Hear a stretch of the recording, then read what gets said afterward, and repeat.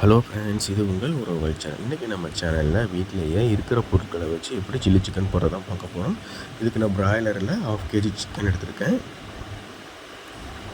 இஞ்சி பூண்டு paste 1.5 table spoon போட்டுக்கலாம்.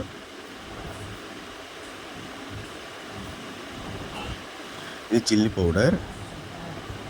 இதில் பார்த்தீங்க அப்படின்னா 1/2 kgக்கு 1/2 கிலோவுக்கு நீங்கள் 1/2 பாக்கெட் போட்டால் போதும். ஃபுல்லாக போட்டுட்டிங்க, முழு பாக்கெட் போட்டுட்டிங்க அப்படின்னா நமக்கு அந்த காரம் அதிகமாக ஏறிடும். மைதா மாவு 3 டேபிள் ஸ்பூன் போட்டுக்கோங்க. கறி மசால் 1/2 டேபிள் ஸ்பூன் போட்டுக்கோங்க. மிளகாய் தூள் 1 டேபிள் ஸ்பூன் போட்டுக்கோங்க. உப்பு தேவையான அளவு. இப்போ நீங்கள் எதையும் தண்ணி ஊற்றாமல் அந்த கறியில் இருக்கிற தண்ணி வச்சு நல்லா பிரட்டிக்கோங்க. நல்லா பிரட்டி எடுத்துக்கோங்க. ஏன்னா நம்ம கறியில் ஆல்ரெடி தண்ணி இருக்கும். இப்போ நமக்கு தண்ணி பத்தலை அப்படின்னா கொஞ்சம் ஊற்றிக்கோங்க. கொஞ்சம் கொஞ்சமாக ஊற்றி பிரட்டிக்கோங்க. அதிகமாக ஊற்றிடாதீங்க. அதிகமாக ஊற்றிட்டீங்க அப்படின்னா கொஞ்சம் மைதா சேர்த்துக்கோங்க. இல்லை மைதா தீர்ந்துருச்சு அப்படின்னா நீங்கள் வீட்டில் இருக்கிற கொஞ்சோண்டு அரிசி மாவு இருக்கும் பார்த்தீங்களா, அரிசி மாவு இல்லைன்னா கோதுமை மாவு அந்த மாதிரிலாம் இருக்கும், கொஞ்சம் லைட்டாக சேர்த்திக்கோங்க. கோதுமை மாவு போட்டிங்க அப்படின்னா அரிசி மாவு கண்டிப்பாக போட்டே ஆகணும், அந்த மாதிரி போட்டுக்கோங்க. இங்கே பாருங்கள் எப்படி இருக்குன்னு, ஒரு பேஸ்ட் மாதிரி இருக்கணும். ஓகேங்களா? தண்ணி அதிகமாக போச்சு அப்படின்னா நம்ம எண்ணெயில் போடுறப்ப எல்லாம் திரிஞ்சிடும், பிரிஞ்சிட்டு போயிடும். அடி கனமான பாத்திரத்தை எடுத்துக்கோங்க.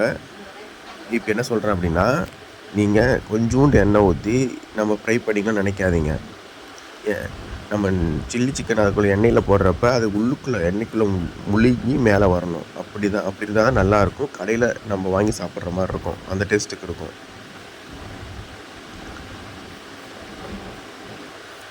பாருங்க, எண்ணெய் நல்லா காஞ்சிருச்சு. ஃபஸ்ட் பேட்ச் போட்டுக்கலாம். இந்த கடாய்க்கு தகுந்தாப்பில் தான் நம்ம சில்லி போடணும். அதிகமாக போட்டுட்டோம் அப்படின்னா ஒரு சில சமயத்தில் சில்லி வேகாது, எண்ணெய் அதிகமாக குடிக்க ஆரம்பிச்சிடும். பாருங்கள், நமக்கு நல்லா ப்ரௌன் கலரில் மாறிடுச்சு. இப்போ நம்ம இதை எடுத்துடலாம்.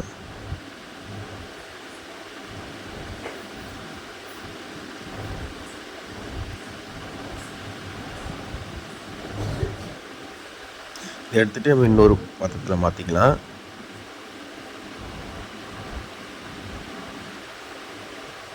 இது வந்து இன்ஸ்டா சில்லி சிக்கன். நம்ம வீட்டில் இருக்கிற பொருட்களை வச்சு குயிக்காக ஒரு 5 மினிட்ஸில் ரெடி பண்ணிடலாம். இந்த மாதிரி பாருங்கள், அடுத்த பேட்ச் நான் போட்டேன்.